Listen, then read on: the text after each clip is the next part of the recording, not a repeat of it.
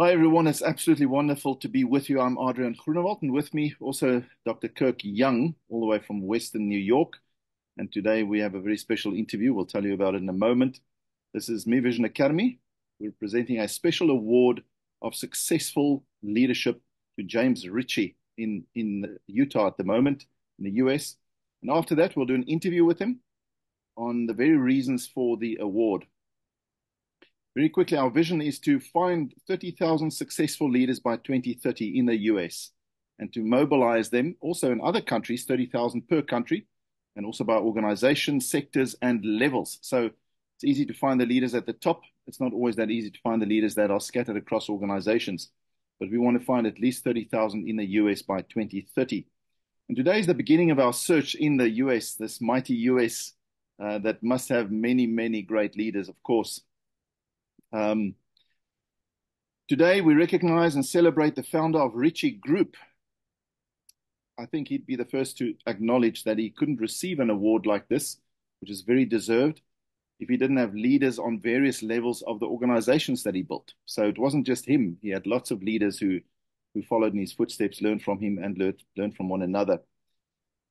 We've been tracking James Ritchie for many years from various angles and various levels, and we feel he absolutely deserves this prestigious exclusive award.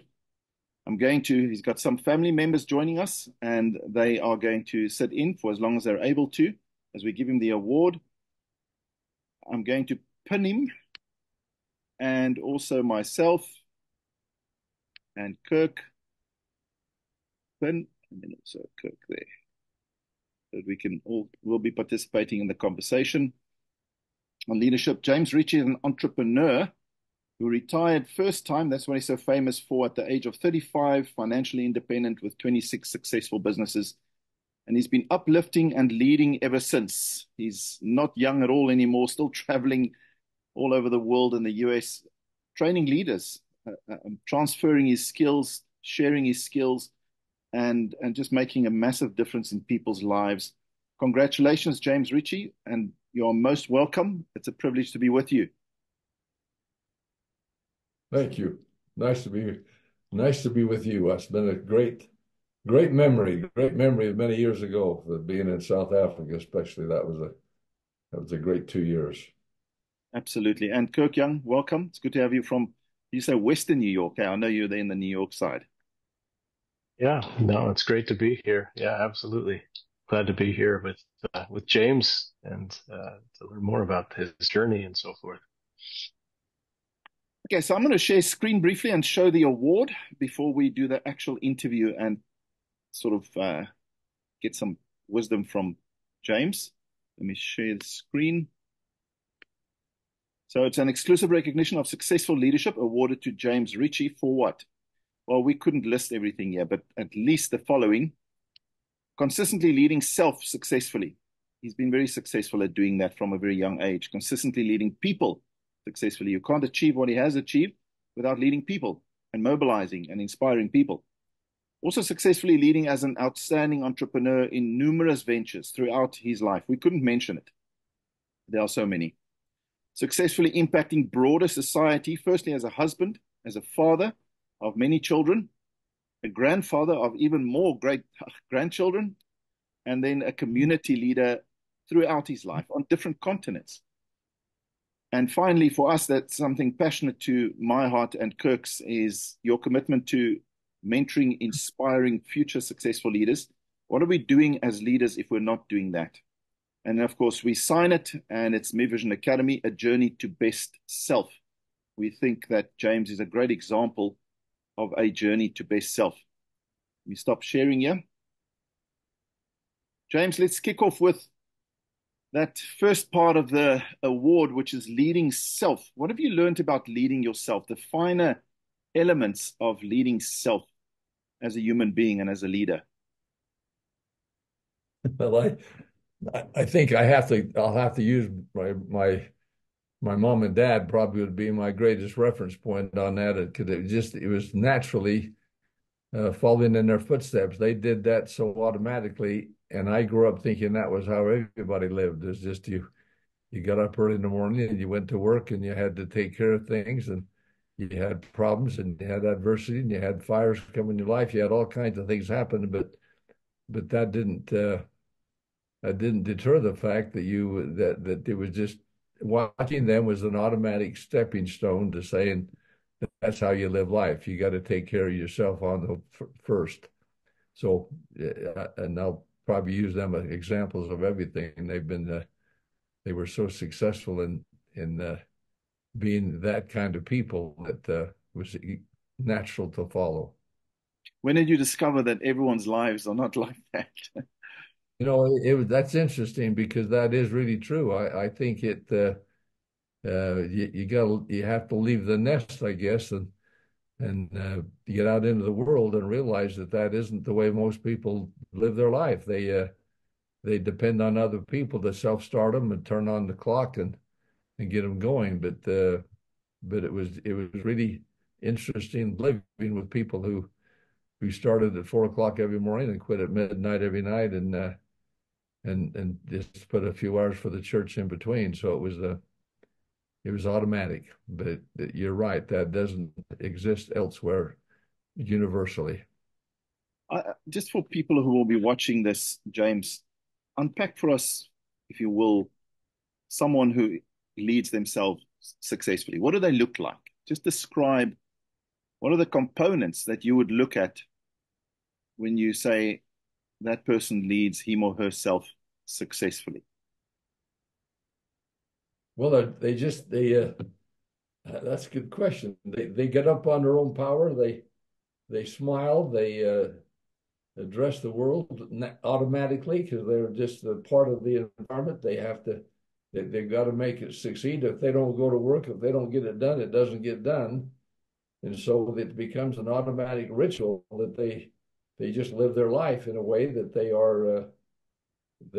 they're promoting their product, they're promoting their life, they're promoting themselves, they're self-starters, and they're not complainers. They not complain about things that are going wrong. They just make it happen, and they do it automatically. It's who they are. It's not what they are. It's who they are. They are a self-starting leader person who naturally gets the job done because number one they have to, and number one it's there's no other option. They don't consider any alternative because to them there's not an alternative. Life is everyday grind to make it happen and enjoy it and take other people with you and help other people. I, I So, I know a little bit about your life that even beyond your parents, you have no doubt had some incredible role models who have impacted the way you lead your life and how you go about what you do.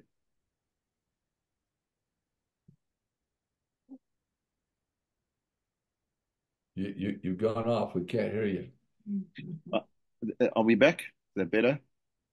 Yeah, you bet. Yep, yep. I was just saying, I know a little bit about your life and that even beyond your parents, you had great role models that helped you, discover how to lead yourself and get on with life. Yes, in my life, I had some mentors who, again, part of our Launching Leaders program, we focus on the value of mentors and going to the mountain. Moses went to the mountain and visited with God, and it changed his life. He discovered his potential, discovered that he had unlimited potential. He'd been made in the image of God, changed his life. He went on to Egypt, and we all know the rest of the story.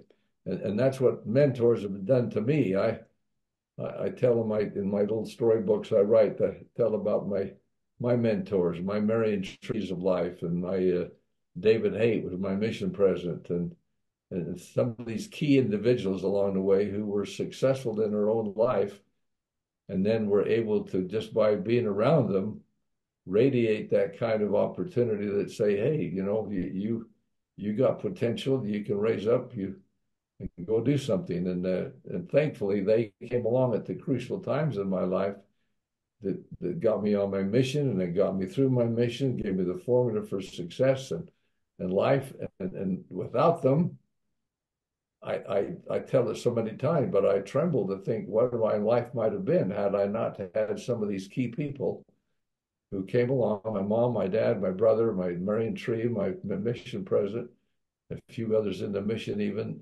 that Marion D. Hanks in an institute class at the University of Utah.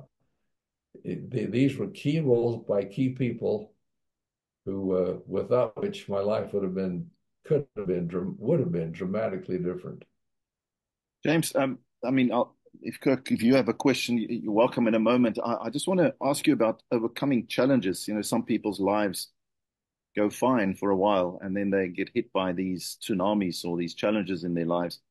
How have you overcome challenges? What do you think has helped you overcome, no doubt, big challenges in your life, physical, emotional, health, you know, all sorts of things?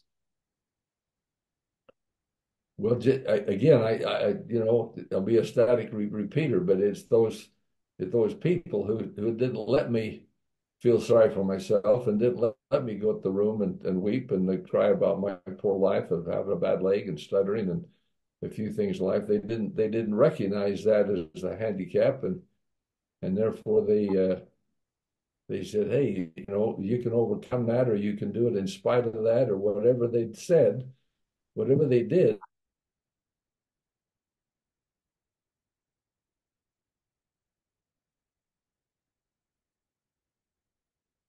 Is the bad My signal? bad were my two main quote handicaps in life, and I didn't get any sympathy about either one of them from I really loved and respected. They acted like that's just part of life, and you know we all have problems, and but you know, we can overcome them.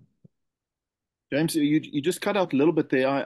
I'm reminded of your some physical challenges that you had that could have um, given the excuse for others to bow out, you know. Just tell us about those two challenges, in particular, stuttering and then also your leg, very briefly.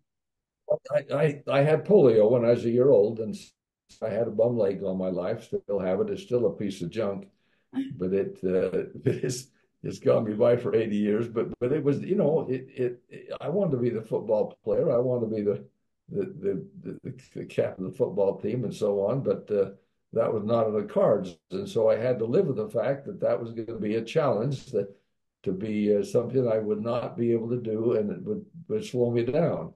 And then my stuttering, when I was learned to talk, I stuttered quite badly, and it was embarrassing, and I didn't know if I could ever really compete in the open stage, and uh, and so it was something that I remember blessing the sacrament for the first time, and got caught on the word partake. I couldn't say the word partake, and I just couldn't get it out, and I was embarrassed, and I thought every girl was going to laugh at me in the audience, and but it was just something that my leaders at the time, parents again, friends, uh, priesthood leaders, and the main trees of life, they just said, "Hey, that's life. You know, you got a little bit of a problem there, but if it slows you down, that's your problem. You don't need to let it slow you down." And they didn't let me weep on it or feel sorry for myself. And at the crucial times of my life when I was going to run away from like my mission, they stepped in and walked me to the bishop's office to get my mission papers and did a few things then I'll just finish with this part with one story. If I hadn't gone on my mission, I might still have that stuttering problem, because when I got there, my first zone leader happened to be, just coincidentally, of course, because there's no truth in patriarchal blessings. That's a joke. Uh, my first zone leader was a man who had been a Catholic priest in Newcastle, England. And he then ends up being my zone leader. And he was the most popular speaker in all of Scotland on his mission. Had 6 months left on his mission. And all of a sudden, he calls up one night, the first Saturday night I'm home, and calls my companion and says, "Hey, I'm going to go to these 3 wards tomorrow, or branches, and I want to trade companions and take Elder Ritchie with me." We'd never met. He had no idea I had a problem. He had no clue that I was a problem, but he'd joined the church as a Catholic priest, comes to Scotland. Bernard Bratbank sponsored him on a mission, He's now all over Scotland teaching the world about how you Mormonism. And now he's my zone leader 2 days later, and he calls me up and takes me and makes me stand up and give these little 5-minute talks. Well, he stands up and gives these 30-minute talks and dazzles the audience, and I stammer and stutter through these talks. And he keeps doing that over and over again until finally one day I gave a talk that I tell the story. I remember this old man walking up to me in this rented hall in Scotland and shaking my hand and congratulating me on what I just taught. As the first time in my life I'd ever been, other than my mother, had been congratulating what I'd ever said in church. And it changed my life. It was a day of awakening and to think that Heavenly Father would send a Catholic priest to a little stuttering chicken farmer kid in Dumbarton, Scotland, and take him all over it, making him stand up and force himself to give these little talks Yep. until finally he overcame a problem. And That's it's a miracle. And my patriarchal blessing prophesied it and told about it. And it's been really an interesting conclusion of that blessing to this little stuttering, limping chicken farmer that had these problems in life that nobody cared about. Heavenly Father came along and helped him. There are no coincidences, are there? I want us to move on to leading people. So leading yourself is one thing, but how do you inspire people? But Kirk, anything you want to add or ask or comment on? Come up throughout the rest of our conversation, but I really am impressed with the concept of just the role that identity and the self-confidence plays in being a successful leader. And I'm really impressed with what you've shared about how key mentors and key individuals throughout your life have helped you to form identity and that understanding of who you are. It goes back to your comment about Moses and Moses's discovery of who he was, and an empowering experience for him. And maybe this does transition into our conversation about leading people. How can successful leaders help the next generation of leaders develop that sense of self, that sense of potential, as potential leaders and as potential individual influence? Well, again, that's quite easy for me to say because once I was quote liberated from my Liberty jail, uh, it became easy and fun and automatic to try and share that story and share that idea that we really can. Heavenly Father knows who we are. He knows what we could do with our life, and He will continue sending people along the way to help us identify how we can overcome our problems in life. And then by having that happen to you, it becomes easy to want to help other people do the same thing. You want to share the story of Moses. That's the greatest example that, to me, the first part of our launching leaders' whole story is that, look what happened to Moses because he made the effort to go to the mountain, met a mentor who taught him, showed him what his potential was, and then said, okay, now can I use you to go share this story? And he changes the world. And people who have had problems seem like they're quicker to be able to go out and help other people because they realize what a blessing it was to them to have people help them along the way. Mm, I see my daughter Michelle joined up.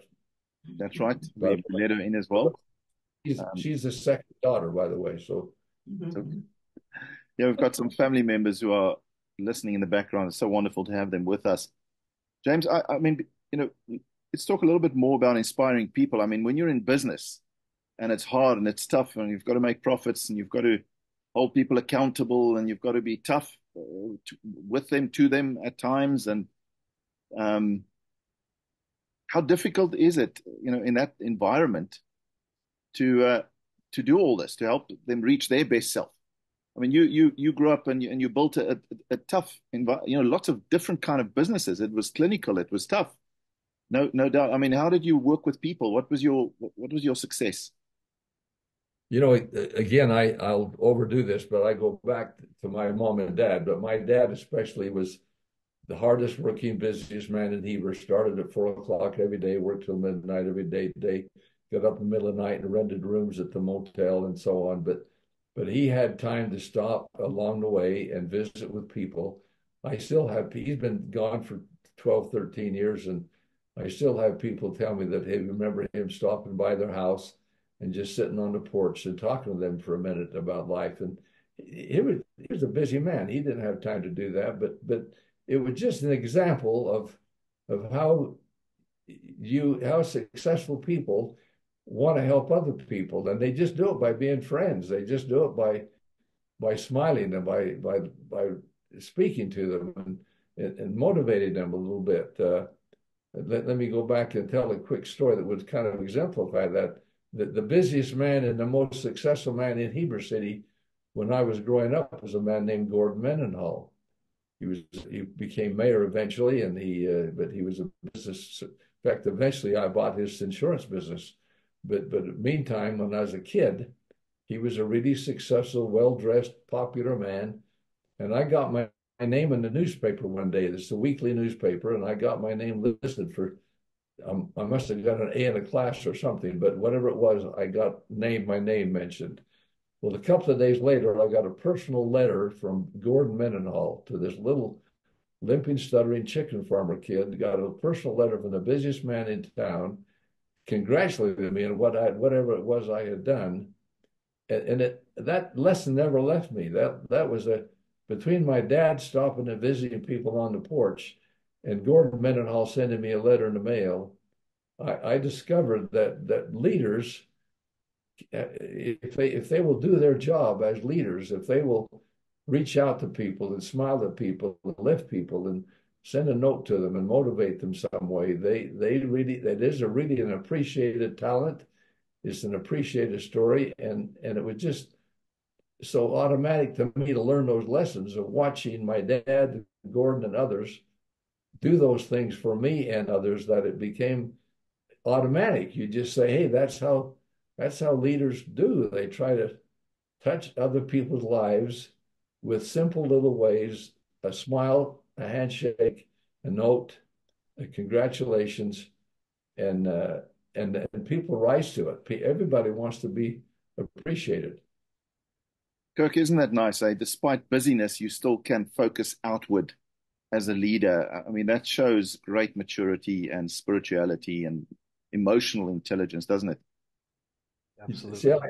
I found as well, and when I was in this business, the entrepreneurial years, those 11 years of building our business, I got myself involved in the community. I got myself involved in the Chamber of Commerce and the fair board and the parade chairman and all kind. I was working as hard as my dad did, early morning to late at night every day. But it was so fun and automatic to get yourself involved in the Chamber of Commerce and get yourself involved in the fair days and get yourself involved in the parade and the Rotary Club. And that's where you meet these people that become your companions. They become your partners. They become your customers, and you build your reputation in business around mingling with people, trying to do it like my dad did, to try to touch people's lives just with a simple "hi, how you doing" type stuff, and then be of service to the community. And they appreciate that. I got a few plaques on the wall from my chamber days and my Rotary days and the days of the parades, and it was really fun to get engaged in the community, because that's where your business is, that's where your customers are, and they're the ones that are going to make you successful if you can somehow become a part of them, and they like you, they want to deal with you. Then they also appreciate you trying to take time to lead them. Thank you, James. I mean, Kirk, what strikes me is just, one can get so technical as a leader. I need to do this to be good at managing people, and I need to do this to lead people. But it sounds like it just needs to be a very natural, caring spin-off of who you are in a way, doesn't it? I'll just add to that. I haven't given proper credit to David B. Haight. I got in once I kind of conquered my speaking problem. I ended up having the last 7 or 8 months of my mission being able to work very closely with El President Haight. And so I got to meet with him every Monday morning for a few hours with me and 5 other guys.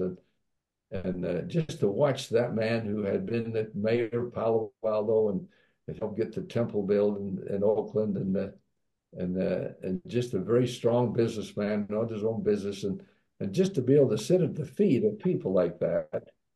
I mean, there were two different guys, but two different leader styles. My dad and my mother, who were very down to earth, simple type stuff, where David Haight was more at the corporate level and more at the senior level of that kind of a community leadership. But the two people, two styles, mingled together to do the same thing. They just you learn to lead by being an example and being involved and being in the community and by trying to express yourself visible on your face and the way you talk and the way you smile and the way you touch people's lives. It was just miraculous watching those people be who were so good at it and say, it just became a natural offshoot to say, I wanted to try to be like that. I wanted to try to do that too. And so it was fun to try to copy that. Kirk, anything from your side?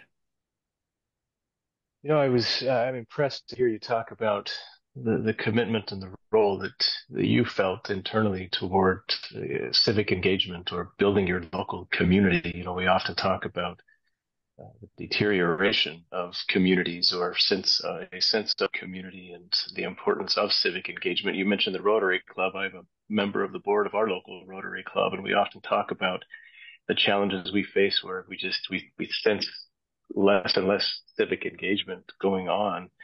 What role, you've spoken of this, but what role do leaders have, people of influence have in being engaged civically and helping to build and strengthen their communities, whether that community be, the local city, the local chamber, their local church or whatever, but what role do people of influence or leaders have to help build those? Well, again, it is something that gets in your blood a little bit. Once you feel the joy of watching a parade. I was the parade chairman for a couple of years, and we went from 50 floats to 100 floats, the first time in history. And so it just the personal internal reward it gets to you when you see something grow and see something happen, makes you want to do that again, makes you want to help.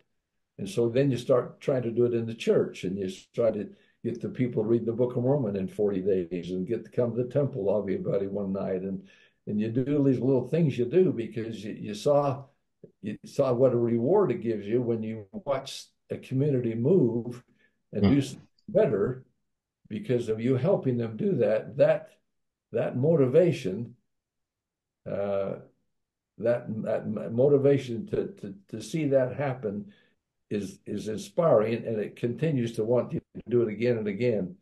I know when we got this into California, became the stake president, and then the mayor. We got close friends with the mayor, and he asked me to be on the planning commission, and then we got to be on the president of the arts community. What came out it was, but it was the arts committee, and then a board member of the Seventh-day Adventist Hospital, and things that I hadn't. I'm not a Seventh-day Adventist. They've never had an LDS person on their board, but those are fun experiences because you found the joy of serving, and you found the reward it gives you when you see something happen because of your assistance, because of your helping it. I'm rambling, but you get the point. Yeah, very, very insightful. James, let's just very quickly move off. I want us to get to launching leaders as well, because that's another part of the award where you are extending yourself to develop more leaders in society very, very consciously and very, very formally, almost very directly. But before we go there, it's one thing to lead yourself, very important. It's another thing to inspire others and lead others. But just give us some insight into practically being successful in business. What it takes. being on top of the finances. Just there will be small, medium-sized business owners listening here and large corporate. It doesn't matter who. What are some tricks, or not tricks, some tips you would give leaders in terms of running a business successfully? I found I wasn't very smart in so many areas and wasn't very good at so many things technically. I was not a good, I'm not a mechanic. And yet I owned a car dealership. I'm not a tire, I can't change tires, and yet I owned a tire store and on and on. But I found if I could find good people who I could partner with, either people who had money or people who had an expertise or a talent, and if I could get together with them and help and identify what we together could do, then I'd help organize it and get it going, and then basically turn them loose to be the manager of that particular business, and they would run it, and we'd meet and talk about how to expand it and make it work and financially make it work. But my key, what my success in life entrepreneurially was finding opportunities, identifying opportunities, and identifying people that I could work with, and then I made sure that those people always got their money back first, they end up owning the majority of the part of the business, got more than their share when we sold it out, because that reputation spread, and it was easy to get partners if they knew they were never going to get hosed. They were going to be taken care of. And so that was my two keys. It was opportunity and people. And I got pretty good at it, even though they were all small stuff, and some of them didn't make it, some of them didn't work out, some failed. But I always made sure that at least the partner always got their money back and a little bit more. And that kept me in business because everybody wanted to do another deal someday. Hmm. So, but I was not good at changing tires or fixing cars, but I was pretty good at putting them together. So people identifying opportunities and then identifying the right people and then delivering and building trust, very much so. It sounds like you think it's I almost said as easy, not that it was easy for you, but how different is it to do the same kind of thing today in our world that we find ourselves in? Do you think it's shifted a bit? Do you think it's different in any way? Yes and no. Yes, it is different. It's harder today. Number one, it's more expensive. You can't do it on. I mean, we started a tire store and then ended up being a bunch of apartments that we each of us put in $2,000, and the $2,000 turned to nearly $500,000 each 5 or 6 years down the road. And but today, $2,000 wouldn't go very far, and so you got to look at the times and seasons of that regard. And secondly, it's just we're just in a tough time with everybody hating everybody. Everybody hates everybody. There's nobody trusts anybody anymore. It's a really difficult to find people that you really want to start something with. And again, it's harder to start a little business today than it was 50 years ago. And so that's more difficult. And like I say, takes more capital, takes a bigger deal. And so it's harder to get that start. But it was just a fun time to be in a community of people. Even though we expanded to Rexburg and St. George and Moab a little bit, we were still focused mainly on people in Heber City, a small rural LDS community of people that liked each other and trusted each other. And today we have people fighting who don't want to see a temple get built here. I mean, that's the kind of society we've changed from a close-knit little fun group to a group of people who look down on you and don't like the Mormons and don't like the church. And so there's always this war zone going on among people so I'm glad I had the chance to do it when I did.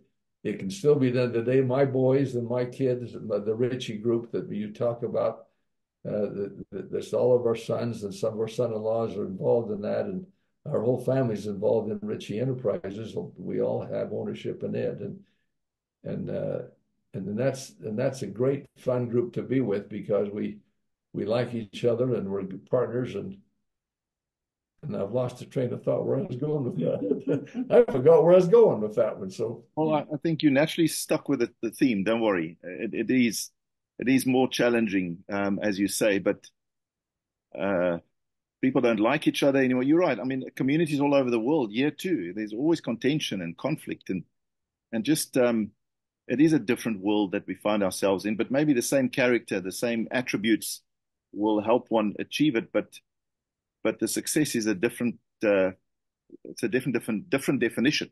Maybe success is not to have 26 businesses, and retire at 35 anymore. It's a different formula, different timing, different. There's lots of things that are different, but you said it very well. Thank you, James. I'm interested in one of the things we're giving you an award for is your passion to multiply more leaders with your Launching Leaders program. Just quickly inform us on that, because that's part of why we give you this award. that's really fun. That's my life right now, really. That's where I spend most of my philanthropy time is with sharing the Launching Leader story. It was created, again, had I not gone to California, I would not have met Hiram Smith, the great-great-grandson of Hiram Smith. Now, Hiram Smith was the mission president when I was state president, and we became good friends. And later, a few years later, he invited me to come and help him build the Franklin Quest Company, which today is the Franklin Covey Company. Those were 5 years. I'd never been in a corporate world. I had no background at all in that world. I was a small entrepreneurial type guy, but for me to get exposed in the corporate world, we went to 1992. We went to Wall Street and became a public trading company and got to drive around a limousine and stay at the Waldorf Astoria Hotel. I mean, for a chicken farmer kid from Heber to be in Wall Street going public with a company and be one of the senior VPs over that company was a thrill that I'll never forget. I mean, it was out of my league so far, but it also taught me that I got in the training world. In the training world, we discovered most training doesn't work. Most training is temporary. It doesn't really alter behavior. It might be a great theological lesson, but it doesn't really alter your behavior usually. And so we discovered that we could get some training that did work. The Franklin story was we taught people how to take control of their lives and how to write a personal constitution and how to set goals and maneuver their lives. And so we discovered that 6 million corporate executives every year we could train was really something that we got good at. We became the best in the world at, became the billion-dollar company. And that was a thrill to be a part of that story. But I also found in the process, I discovered other training opportunities that work, like the 7 Habits and Peak Performance on Demand and Moses on the Mountain and communication like Dieter Uchtdorf and Jeff Holland. And so we identified little bits of training, 12 of them now, that we put together into a training module of 12 lessons that all of which I know all 12 of those lessons really do alter behavior if they're incorporated in your life. They're not a waste of time. And so that's been a real thrill to put that together. LDS, BYU Continuing Education now has it online. So it's not the whole course, but it's enough of it. They've been in 70 countries with that training. And I'm doing all kinds of training. I could tell you I'm in India every week and Brazil. And on we go with the training and BYU because I really enjoy it. Why? Because it works. It's really training that alters behavior. And so that's been fun for me to discover. But I had to go to Franklin and see a trainer like Hiram Smith teaching the corporate world things that I was able then to copy and realize that I too could do that. Not as good as he did, but I could do it. And as a consequence, we created this thing that we're still giving back to the world. Well, that's fantastic. I think it's and that gives you a lot of passion and energy. We want to share with you our vision. We want to identify and then recognize 30,000 successful leaders by 2030 and mobilize them on one platform by industry or sector, by levels, by country, but in this case, let's say just the US. And then almost, the power that can come from this one platform with 30,000 successful leaders, and one is to identify them, and almost putting them to work to help multiply more leaders, because there are lots of successful leaders out there already. You know, how do you mobilize them? How do you do it by industry, by level? Your thoughts on this bold You vision? know, you sent a letter today. You sent some words you wrote today, a few long, lovely paragraphs, and I really resonated with what you said. You're preparing for this particular meeting today we're having. I've just sent that a half hour ago to my children and my grandchildren, that article, which I hope they'll read. A little long, but it's really, really good. And if they'll read and digest what you wrote, because as I read it and as I thought about it, I thought my kids need to identify with what you wrote and realize that they're the ones that really getting this award. The Ritchie group and the Ritchie organization and the kids that belong to it, they really are the ones. They're of the age group, and they're now business successful community. They're doing things that I never thought of doing, 10 times bigger than I ever did. And they then need to buy into the fact that they need to get involved in helping create this organization, this force. I mean, the gospel is doing it to some extent. The church teaches that, and as it expands, the members of it, they become a member of this community that realize that we got to have a country based on morals and values. And when we lose God out of the school, we lose a whole lot of values. And all of a sudden, there are no values. Everybody hates each other, and we got political problems. But if between the church and the community leaders, if they can combine their energy and realize that they've got to spread that word, they've got to get involved. They've got to get involved in their communities and their organizations to do just what you wrote in that article. They've got to get passionate about knowing that if this country is going to get saved and this world's going to get saved, it's going to be to a group of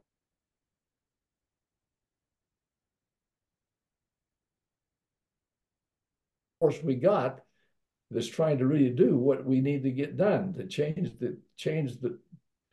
Washington, change the political system, and eradicate all this junk. Have the Donald Trumps, who are also driven by moral values and community values, rise up and be the leaders to save this country, save this world. Your article is a great one. Thank you so much for that. We're passionate about this, and it resonated with Kirk as well. Here in my country, I'm out there connecting with prominent leaders that we believe are good, giving them the award, and then saying, help us find the 30,000 successful leaders that are out there right now, but not mobilized. They're scattered all over the place. Help us find them in one place. And then we can, from there, the power that can emanate from that. Now, let's do it in the US. Let's do it in the UK.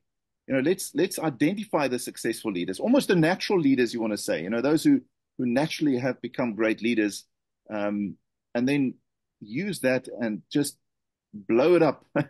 That's and technology will help with that to a large degree. Kirk, your comments on what James has said?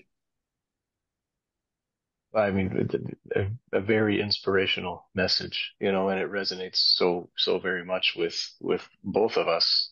Adrian has mentioned the vision, and you referenced that, James, the vision that we shared about this 30,000 leaders coming together to make that difference. And it was inspiring for me to hear you talk about things that Adrian and I have just talked about repeatedly, and really much of what is driving this effort that Adrian's talking about. My kids, our kids, we only got two left on there, but with that Michelle, for instance, she and her husband are big time community leaders down in St. George. They are very instrumental in the temple being developed and built and so on. Wendy's the bride of one of the Ritchie group people. All of those 5 family members who are very involved in that are all top industry people. They're leading the industry and things. I mean, we got our oldest daughter is an admission president's wife in Denver right now, and they were very successful in Las Vegas doing things. I just pray that they will catch the vision of what you're talking about today and realize beyond being temporally successful, and they will continue being community successful. I mean, Wendy on there, the wife, she's a most community-driven person. She hasn't missed a wrestling match or a basketball game in the last 40 years, and everybody loves her. They love being around her. Michelle was down there doing the building the temple. We hear about her all the time on the committee. These are the kind of involvements that our families need to do, and what you're trying to instigate is exactly right. We need to mobilize them, get them to working together to change their communities, and then build that value of what's going to be most important to save this country, because we're going south fast. Now, James, hopefully we're not too late, but it's never too late to do a good thing. And just your final message to leaders in the US, South Africa, Europe, India. What would you say if you knew all those leaders were listening to you right now? You're not a young man anymore. You're close to 80, if I understand correctly. You've learned a heck of a lot. Your energy still, you write, you share, uh, you never stop writing and uplifting people. What is your final 2 minute, 3 minute message to the world? Oh, just to stay close to the gospel, get involved in their community, stay involved, build other people's lives, talk to people, lift people, congratulate people, send notes to people, just do everything they can to try to make people want to unite around them and become the nucleus of an organization that's going to be impactful in sharing the values of the kingdom to the world and start in their communities. It's just that it's just to get involved, and our kids are involved. I think they could get involved more, and that's the example of what needs to happen to have the Ritchie groups and the Ritchie enterprises of the world. Those people who do that have got to move out and become the Leon Ritchies, to go out and kind of tap the lives of other people and expand that and invite people to join them and get involved in politics, get involved in running for office. Uh, Recognize we got to have great people do that, and when we don't, look what we got. Look what we've ended up with when we have people that are corrupt running our countries. Uh, we have chaos and we have hatred, and so it's just live the gospel and get involved and reach out to other people, organize and touch lives. James, I know I said that's the end, and we are at the end, but just 1 minute. You you're not even able to talk business or life or anything without clearly demonstrating that spirituality. You talk about gospel, you talk about God, you know, Heavenly Father, sending people on your way. So for those who don't even believe in God, or those who do, who listen to this, that seems to be just totally ingrained in you. How important has that been for you? How important is it that just a comment on that instinctively to anyone out there? It's who we are. I mean, it's who we are. It's what we've had our patriarchal blessing. We know what our vision is. We've been on our missions. We know what the potential is. We've read King Benjamin's address. We know that the potential is never-ending happiness. I mean, why would we ever do anything that other than try to help people find that and realize that that's the means of something bigger than what we experience today? And if we don't have that, look at the chaos we have in the world today when we don't have that vision, when we have no means of looking forward to the next world because we're trying to become like God today. If when we lose that vision, we lose all of our value system. We haven't got any reason not to eat, drink, and be merry and rape and pillage and kill. I mean, so what? I mean, what do we lose? Nothing. There's no life after death. So to me, it's spreading the word. It's helping identify the fact that there is a real purpose to life. And if we don't reestablish that in our schools and in our life, we won't recover. I mean, well, the only recovery is going to be when the Savior comes. And I hope personally hope that's quick, but in the meantime, we got to do what we can to try to not let that happen, not let the world crumble any worse. Um, Kirk, your final comments. While I'm going to share, you can go ahead, share your final comments. I just want to share the award again. People look at that. Go for it, Kirk.